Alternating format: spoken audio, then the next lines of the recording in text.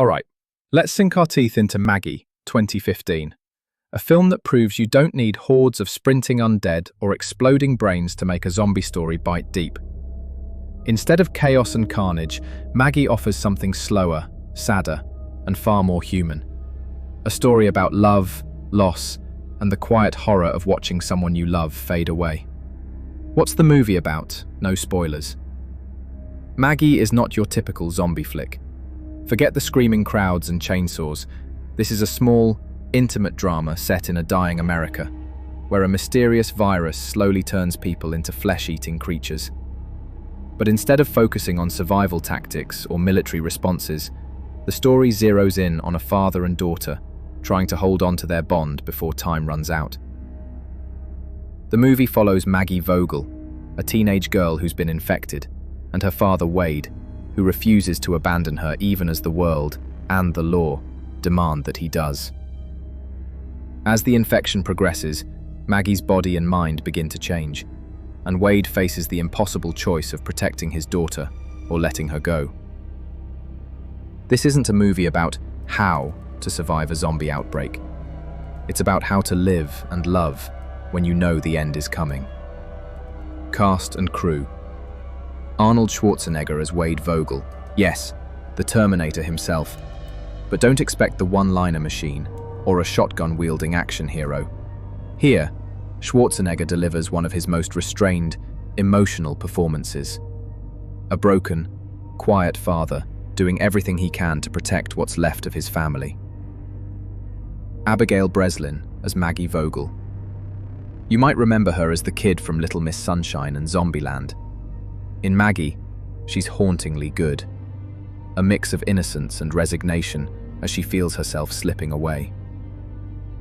Jolie Richardson as Caroline Vogel, Wade's wife, adds a soft but tragic layer to the story, showing the struggle of trying to hold a family together when hope has already left the room. Directed by Henry Hobson, who turns what could have been a B-movie zombie tale into a grim, poetic meditation on death and love, tone and atmosphere. The word here is grim. Maggie feels like a slow apocalypse drenched in grey, both visually and emotionally.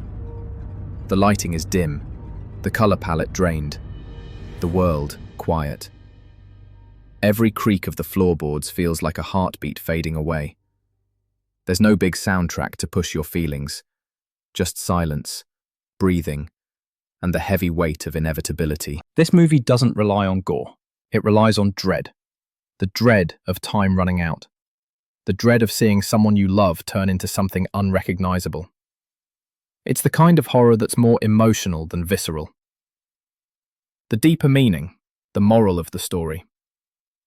At its heart, Maggie is a metaphor for terminal illness, loss, and acceptance. The infection is less about zombies and more about what happens when someone you love is slowly disappearing, through disease, aging, or tragedy, and you're powerless to stop it. The moral is painfully simple yet profound. Love means staying, even when you can't save them. Wade's devotion to Maggie mirrors what many families go through in real life when caring for a sick loved one. There's denial, anger, guilt, and the desperate wish for more time. The virus, in a sense, is life itself, unstoppable and cruel. But love gives it meaning, even at the end. The film also whispers another truth. Sometimes letting go is the ultimate act of love. It forces viewers to think about what they would do in Wade's place, and whether mercy and love can ever truly coexist. Financial thoughts. Maggie isn't a movie for everyone. If you're expecting explosions, fast-paced chases, or hordes of zombies, you'll probably find it too slow, too quiet, too heavy.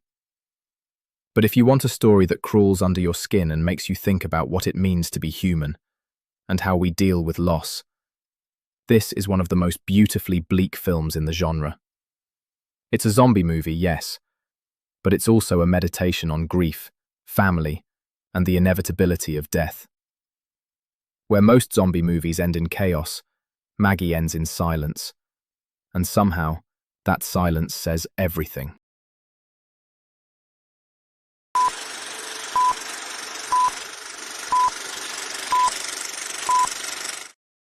I hope you liked today's topic. Please like and subscribe. And I'm Paul, and this is MovieVerse.